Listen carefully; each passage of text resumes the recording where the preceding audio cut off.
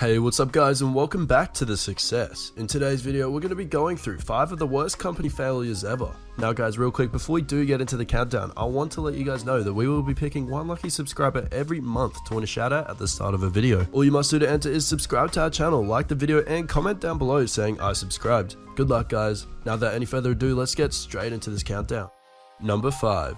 Borders. Tom and Louis Borders opened their first bookstore in 1971. Their vast selection of books and innovative inventory system turned them into the second biggest chain of book mega stores. Due to years of miscalculating the future of book consumption, the bookstore all but vanished in 2011. It all started in the mid-90s when Amazon and other online stores hit the scene. Instead of developing their own website and focusing on online sales, the company decided to further their storefront endeavors and expanded into Europe and Asia, opening hundreds of stores. Their competitor Barnes & Noble did the opposite by preparing for the digital age, perfecting their online sales system and focusing on their storefront operations in the United States. When Borders did start to catch on the online market, they were already far behind and decided to use Amazon as a host for such sales. Because of this, as more and more sales were made online, instead of receiving 100% of the profit, they had to share it with Amazon. Borders was also caught in the past by devoting lots of money and inventory towards DVDs and CDs at a time when digital music and video was on the rise. While Barnes & Noble developed its own e-reader to grab the paperless book market by the horns, Borders was extremely slow to adapt to the change. All of these factors came to a boiling point in 2006 when, after several years of losing millions of dollars, Borders filed for bankruptcy. By 2011, Borders realized there was no way out and closed most of their remaining stores. The only stores remaining are in Southeast Asia, where it remains Borders in name only, as they were sold to a company named Popular Holdings. When they closed their doors, they sold their brand trademark and many other assets to longtime rival Barnes & Noble.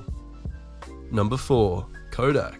The Eastman Kodak Company was founded in 1888 and was the most successful company in the photograph industry during the 20th century. They were the leaders in bringing the cutting edge of photographic technology and easy-to-use cameras to the hands of consumers throughout the world. But Kodak almost met its demise at the hands of a product that it actually invented: digital photography. Kodak invented this technology in 1975, but failed to jump on the innovation, believing that common applications for it were well into the future. Early on, the company thought that the high costs and complexity that would be needed to make a push into the digital front weren't in Kodak's best interests. So Kodak put digital photography to the side to be picked back up when the time was financially advantageous. By the time they switched gears, they faced competitors who had been perfecting their business models with digital photography at the center, whereas Kodak's model was still dependent on printed photos. While other companies made deals with websites and phone companies, Kodak floundered. In 2012, Kodak filed for bankruptcy. They have since come back from bankruptcy and started specializing in producing smartphones and tablets. Number 3.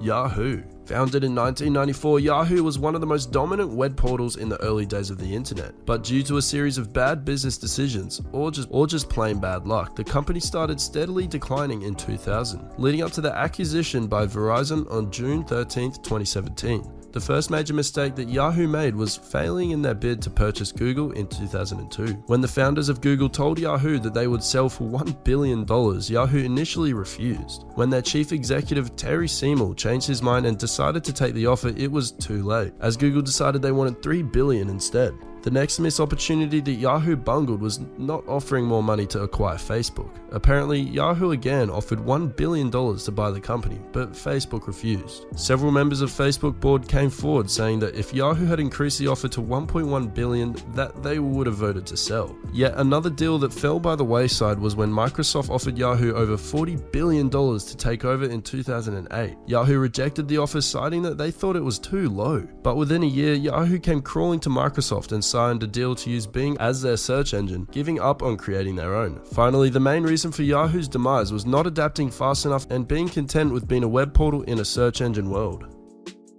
Number 2. Nokia.